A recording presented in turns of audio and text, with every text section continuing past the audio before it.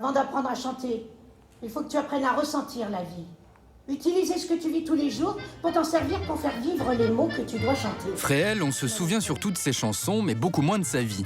Au théâtre, Myriam Boyer revit les derniers jours de la chanteuse de la Java Bleue, une idole de l'entre-deux-guerres au destin tragique qu'elle connaît sur le bout de la langue. Ah, moi, j'ai toujours connu Fréhel. Moi, je fais partie de...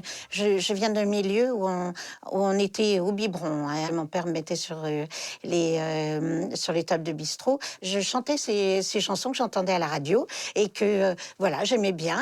Je trouvais ça très excitant d'avoir les clients du café, les clodos, qui pleuraient en m'écoutant. J'étais toute petite, hein. Je savais pas que c'était Fréhel.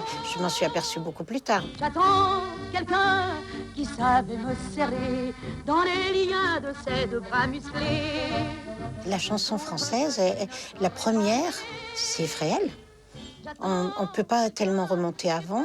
Et après, on a connu Damia, on a connu Piaf, toutes les chanteuses réalistes. Mais Fréhel, c'est notre première chanteuse. Et en plus, avec un tempérament, une bonne femme qui a vécu une vie tellement incroyable, donc qui devient un personnage de théâtre. Fille d'un cheminot et d'une prostituée, Fréhel a marqué la chanson des années 30. À l'époque, elle se produit dans tous les cabarets de Montmartre et partage l'affiche au cinéma avec Jean Gabin. Je peux bien vous dire entre nous, eh bien là mon caoutchouc, c'est ma femme, oui c'est comme ça qu'on nomme. Comme une rockstar de l'époque, Fréhel collectionne les amants et brûle la vie par les deux bouts. Quand on parle de ses enfants, mon petit, qu'est-ce que je leur rends? Elle fait vraiment partie de la vie, quoi, de la vie de Paris, de ce moment-là. Et automatiquement, qui dit vie de la nuit, dit une vie qui l'a usée, hein, avec la drogue, l'alcool. Et puis elle a pas fait semblant, hein, c'est sûr. Elle était tellement entière qu'elle a pas fait, elle y est allée carrément. On m'admirait aussi. Pour ma beauté pas commune, j'étais mince, avec des grands yeux verts, dans une jolie frimousse. Ça me rend tout rigolo.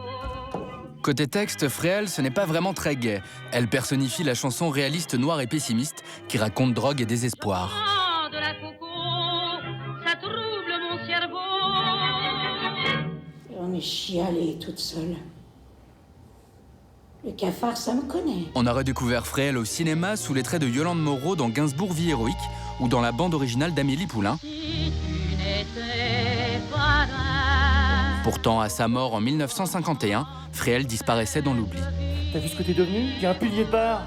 Une curiosité locale t'inspire la pitié. C'est passé ce qui s'est passé pour beaucoup d'artistes, hein, que ce soit Arletty, que ce soit beaucoup d'artistes. Si vous n'aviez pas pensé à faire un petit matelas pour la suite, il y en avait beaucoup qui se retrouvaient dans la misère à la fin.